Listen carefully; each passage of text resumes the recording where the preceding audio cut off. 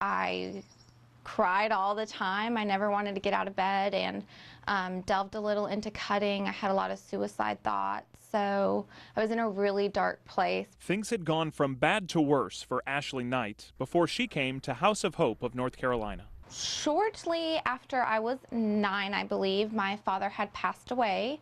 I witnessed his death and never really got the proper counseling and treatment that I needed from that. But Ashley didn't go through this journey alone. Her entire family, especially her mom, was right there with her through every tough moment, including the day they decided to come to House of Hope. It was the hardest decision I've ever had to make.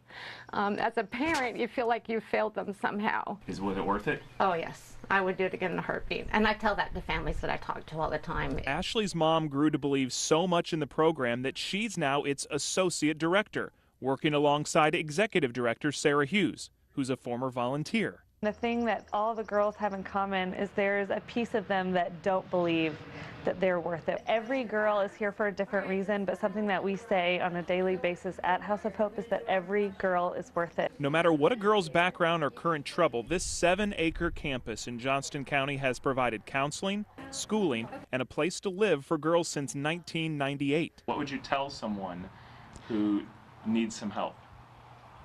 I think the most important thing to tell them is that it's not their fault. You don't have to live every day wishing that you weren't alive. There's help out there, and you don't need to be ashamed of it. If I never went into House of Hope, I wouldn't be married today.